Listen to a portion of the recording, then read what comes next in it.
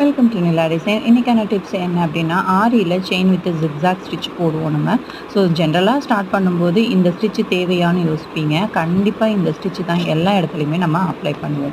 எங்கெல்லாம் நம்ம அப்ளை பண்ணுவோம் அப்படின்னு சொன்னால், ஒரு நெக்கை நீங்கள் ஃபினிஷ் பண்ணிவிட்டு நெக்கில் நீங்கள் நெட் கிளாத் அட்டாச் பண்ணுறீங்க அப்படின்னா, நெட் கிளாத்துக்கும் நம்மளோட நார்மல் ப்ளவுஸ் மெட்டீரியலுக்கும் நடுவில் இந்த செயின் வித் ஜிக்ஸாக் போட்டு கட் பண்ணி எடுக்கும்போது தான் அது ஸ்ட்ராங்காக உங்களுக்கு அட்டாச் ஆகிருக்கும்.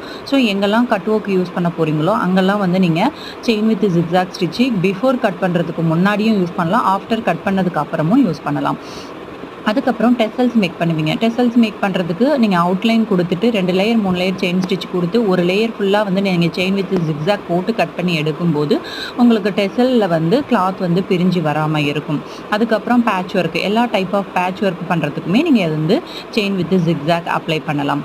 தென் லீஃப் ஷேப் அப்ளை பண்ணிவிட்டு லீஃப் ஷேப்போட அவுட்லைன் மொத்தியாக தெரியறதுக்கு, அதாவது தின்னாக நல்லா தெரியணும், திக்காக தெரியணும் அப்படின்னு சொன்னால் அதுக்காக தின்னாக வேணும்னா ஒரு லேயரு, திக்காக வேணும்னா 2 லேயர் கூட நீங்கள் செயின் ஸ்டிச் போட்டு ஜிக்ஸாக் அப்ளை பண்ணிக்கலாம்.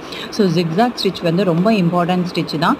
வித்து ஸ்மால் லாக் போட்டும் நீங்கள் யூஸ் பண்ணலாம், போடாமலும் யூஸ் பண்ணலாம்.